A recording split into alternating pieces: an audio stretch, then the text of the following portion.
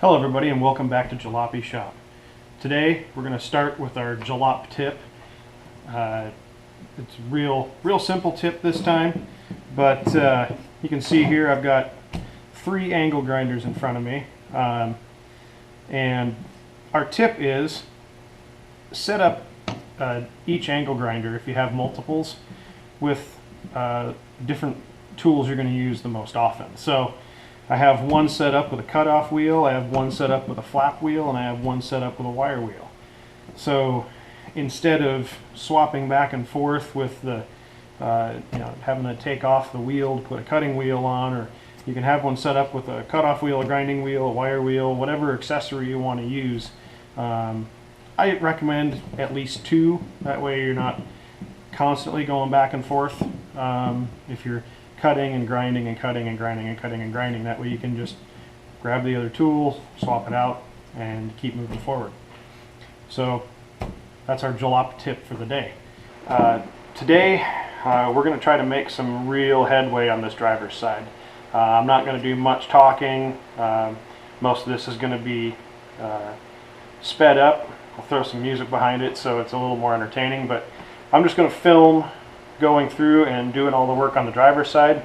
Basically, it's just going to duplicate what we've already done on the passenger side, but hopefully we'll be able to get through a bunch of it, make a little shorter video for you guys to watch this time. I know I've been having to cut the videos down to a half hour from all the footage I've been taking, so I hope you guys appreciate it. If you like what's going on here and what we're doing with the car, go ahead and subscribe, and that way you'll know when future videos come out. So let's get to it.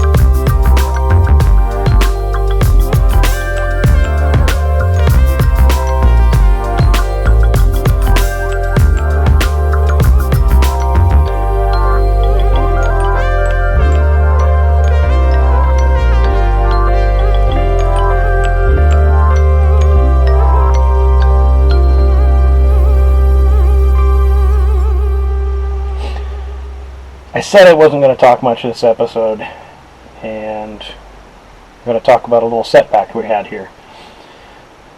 One of the guys I ran into on the Facebook forums for these cars he's doing a swap into a Rabbit pickup, pretty similar seats, and he decided that in his vehicle he was going to leave that cross member in here and cap it off, and then install his seat rails from the seats that he has to the top of the existing cross member after he caps it off.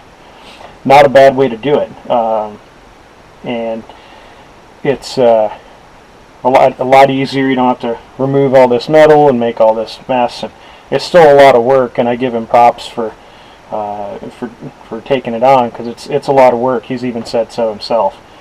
So Andrew, if you're out there watching this, keep at it. I'm going to show you why I'm doing it this way. It's not the right way. It's, or I shouldn't say, there's no right way, there's no wrong way.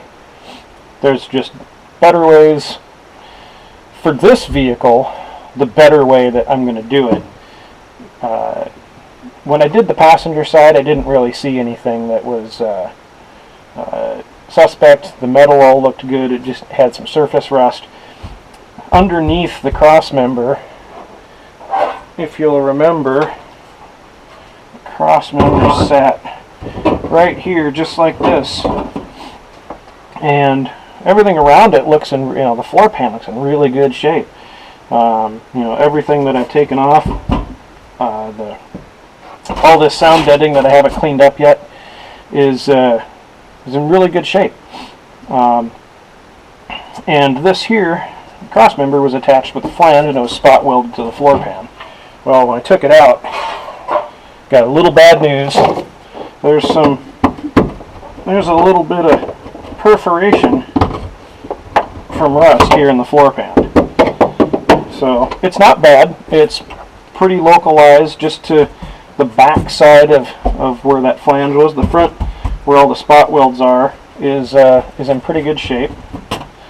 So, but we're going to have to do a little rust repair. So instead of this episode finishing up all the work that we needed to do to get the seats in and mounted, which is what my goal was for today, we're going to have to cut out, make a little patch panel, and we'll tack that in. So let's get to cutting. So I had the battery die to the camera like as soon as I started cutting that last piece. So you missed some more grinding sparks. But other than that, so there's good news here. I'll get you guys a little closer so you can see. Hopefully the glare's not too bad.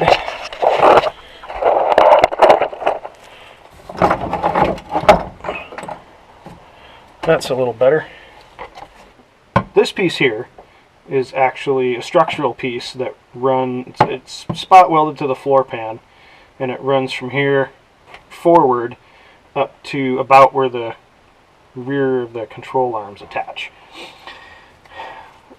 So it's good news to see that even though this piece here kind of looked like Swiss cheese with all the holes in it, and it was even starting to come through the undercoating on the bottom of the car. This structural piece is in good shape. So that means that we only have one piece to weld in, and it'll be fairly easy. We can make our patch panel, drill some holes before we put it in to where the cross member is going to be, and then we just plug weld back to this cross member, seal it up from the bottom, and we'll be good for another 40 years. So the easier way to make this panel, so we're just going to slide this piece of cardboard in from underneath to make our piece. And then we'll just draw our pattern right onto it.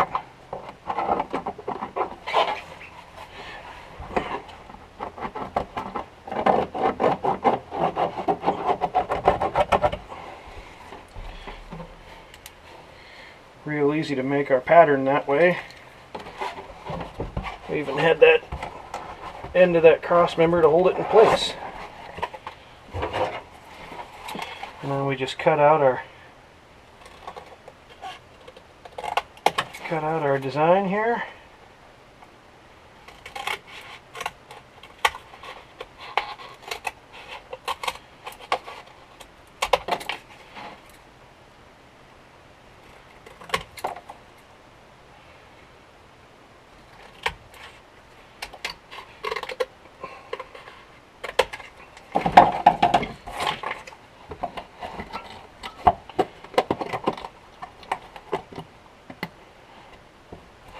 Look at that, easy as pie. One patch panel out of cardboard. We just transfer that over to sheet metal, and we're good to go. We'll tack it in, and we'll wrap it up for the day. We are set up to weld. We've got our ground clamp on over here on some good solid sheet metal. We have our patch panel in place. We have our holes drilled to attach so we can plug weld to that cross member. And the first thing we're going to do is we're going to plug weld right to this cross member, so then we can lift up, bring it back up to the body pan, to the floor pan.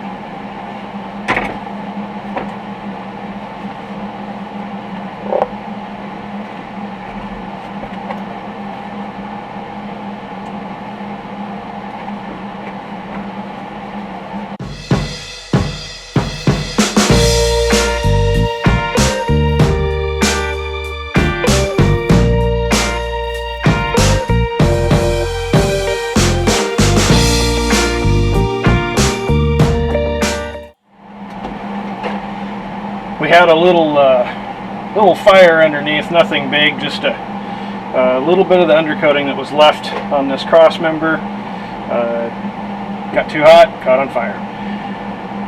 So I spent a couple minutes underneath with the heat gun, just scraping the stuff out of the way, trying to clean up around where we're going to weld, so we're not getting all that contamination into the weld. And now we're going to go through and we're going to stitch this up. We may have to trim some of this stuff as the metal expands a little bit, but that's okay. One of the tricks I've learned along the way is I stick a light underneath what I'm working on if I want to see if I'm getting all the way around it. Kind of helps illuminate when the mask changes from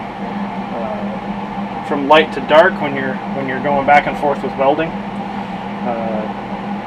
Everybody has different techniques, but I kind of like this one. So let's get this floor pan welded up.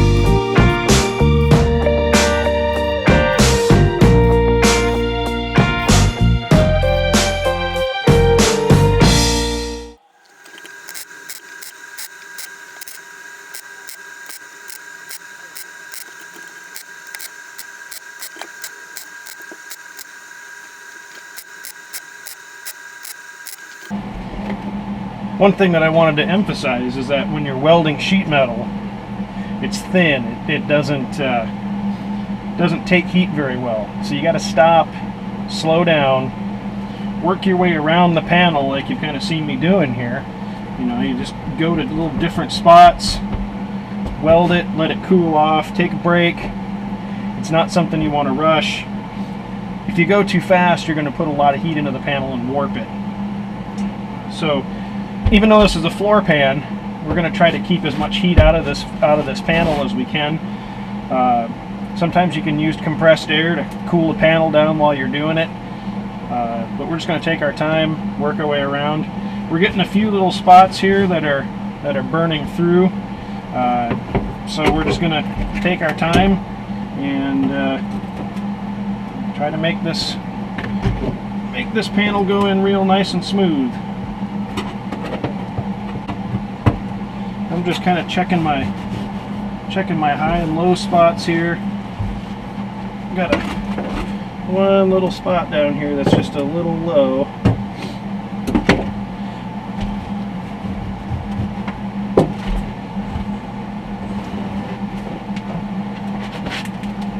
And we'll keep at it.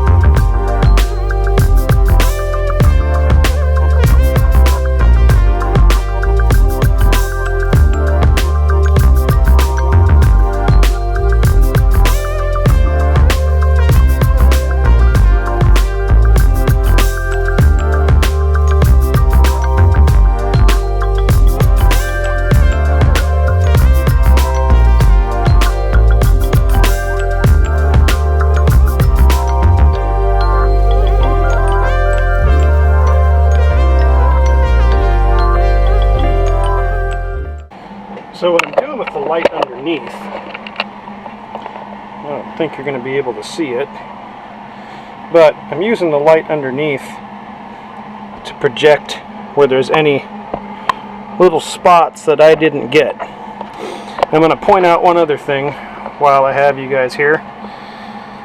Right here, you see where I burned through a bunch of, basically, this piece of metal needs to be cut out and replaced. It's just too thin. I tried to see if I could just weld up the little hole that was there, and it just kept blowing through every time.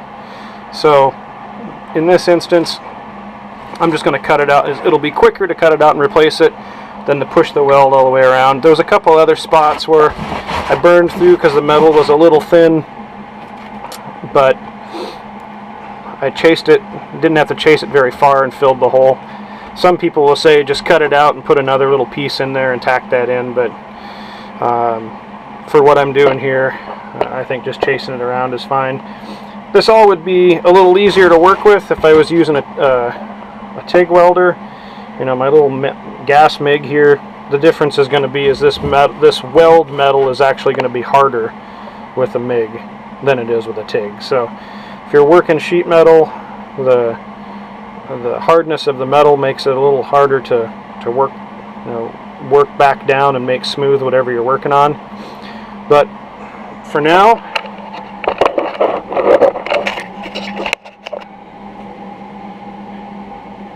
I'm going to go ahead and finish up this. I'm going to make another little piece to fill in my my hole that I had to chase.